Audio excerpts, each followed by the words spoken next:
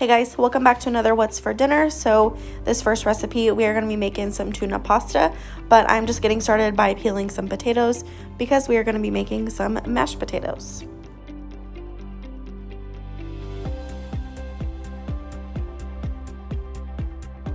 So now we're going to get started on the actual pasta. So I'm just following the instructions on the back of the package. We love using the Knorr pasta sides, and I'm going to be using the cheddar cheese, the one this time. Also got some corn over there to the side as a vegetable side. So now that the water and milk is boiling, I'm just going to go ahead and add the noodles to the pot per the package directions, and we're just going to make sure those are cooked through. Meanwhile, I'm going to go ahead and get started on some crescent rolls. So I've got some olive oil on this pan, and I'm just going to lay out my crescent rolls according to the package. This dinner was such an easy dinner, and it came together so quickly, and it was definitely a family favorite.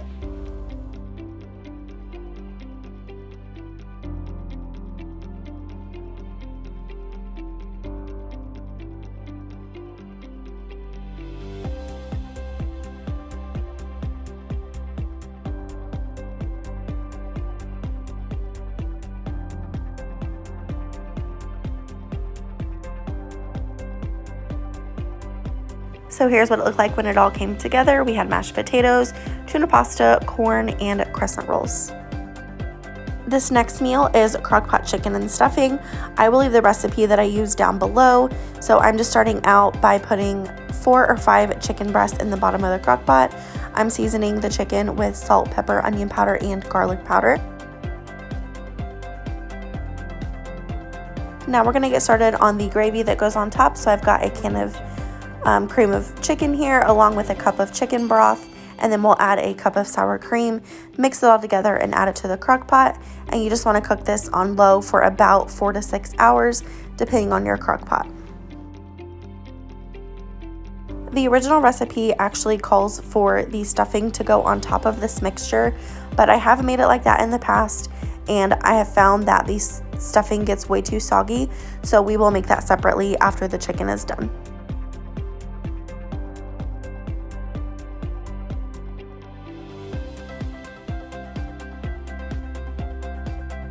After about 4 to 6 hours, your chicken should be nice and juicy. So I'm just gonna remove it and add it to this bowl. I'm gonna use 2 forks to shred it.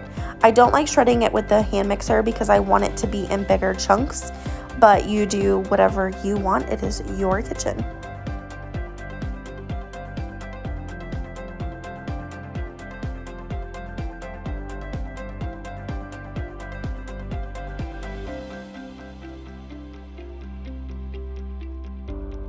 After it is all shredded up, I'm just going to add it back to the crock pot so that it can absorb all of those juices while we prepare these side dishes. So now we're going to get started on the stuffing. So I'm just following the instructions on the back of the package. I like using the Great Value stuffing mix. It's like 82 cents, super cheap and super easy.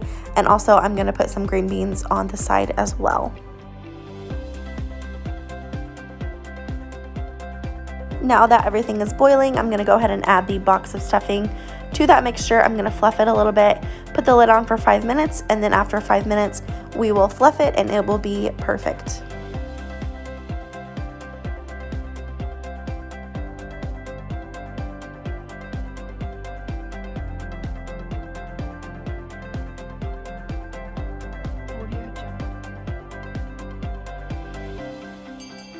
And here's what it looks like when it all came together. We served this with the stuffing, the chicken, green beans, and we decided to have a baked potato on the side as well. This dinner was amazing. You have to try it. So this next night we are going to be having breakfast for dinner. So I'm just starting out by putting some bacon on a sheet pan. This is my favorite way to make bacon. I'll just line it and then put it in the oven for 20 minutes on 425, and the bacon comes out perfect every single time. Also, we're making biscuits and gravy, so I'm just getting started on the gravy here. I don't ever really follow the instructions on the back of the package. I just make it however I feel like it, and it comes out perfect every time. So I'm using these Grand's biscuits for the biscuits and gravy. These biscuits are so good. You definitely have to try them. And then here's the bacon when it comes out. Doesn't that look amazing? My kids were hollering at me, wanting me to give them some bacon. Now I'm gonna get started on the hash browns. I was basically just cleaning out everything that I could in my freezer, and this made such a good dinner. Everyone loved it. Everyone cleared their plates, and I'm really glad that we decided to have breakfast for dinner this night. I do like to season my hash browns with salt, pepper, and onion powder, and I like to cook them in olive oil and butter. So I'm just gonna cook them on the skillet until they are cooked through, usually about 10-15 minutes, and they are perfect. I'm just going to transfer it to a plate, and then I do have one piece of sausage left in my freezer that I fixed for my daughter. We decided to have scrambled eggs as well, so that is what I'm doing here. I'm just cracking about 9 eggs, seasoning with salt and pepper, and a little bit of milk to keep them fluffy, and then I'm just going to cook them in the skillet here. I feel like that's the hardest part of breakfast for dinner, is timing everything perfectly so that nothing is cold. As I was filming this, my husband was teasing me about filming, so enjoy his commentary. Breakfast for dinner. There's the gravy, there's the biscuits, there's the eggs, nice scrambled, and there's little kid's hand trying to steal the sausage. Okay, this next dinner is actually Crock Pot French Dip sandwiches. So the recipe that I used actually called for a chuck roast, but in my area, I feel like chuck roast is a little bit too expensive, so we decided to do stew meat, and it turned out just fine. So if you're on a budget and you're wanting to save a little bit of money, I suggest getting stew meat instead of chuck roast. I feel like it's the same thing. I'm not real educated in the parts of the cow, but you know, beef is beef, right? So I'm just starting out. I've got about 7 pounds of stew meat in the crock pot. I'm just going to season it with salt, pepper, onion powder, and garlic powder. And then you're going to want to add 2 cans of French onion soup. And then you'll want to add about a cup of beef broth. And just cook this on low in your crock pot. I did this before I went to work. So it cooked for about 9 hours, and it came out super juicy and super tender.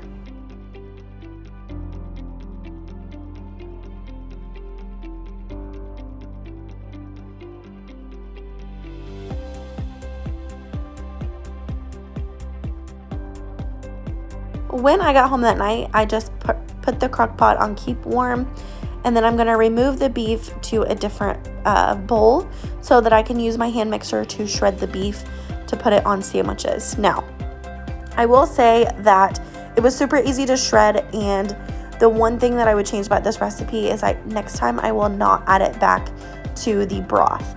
I will use the broth to dip the sandwich into the broth.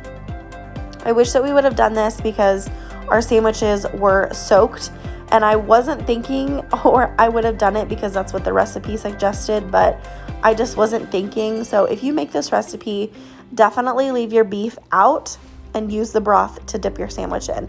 But all together, this was an amazing dinner. I will definitely be making it again.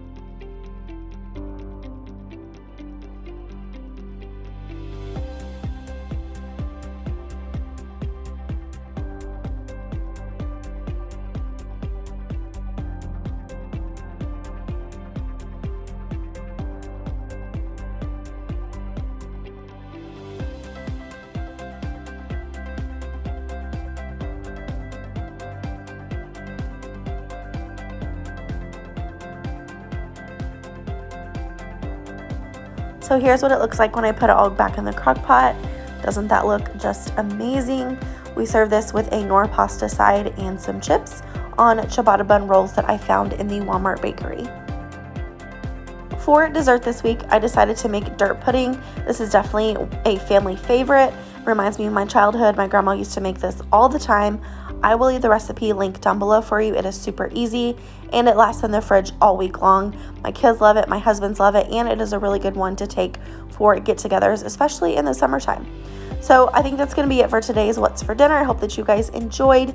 If you did, please give it a thumbs up. If you're new here, please subscribe. Other than that, I will see you in my next one. Bye, guys.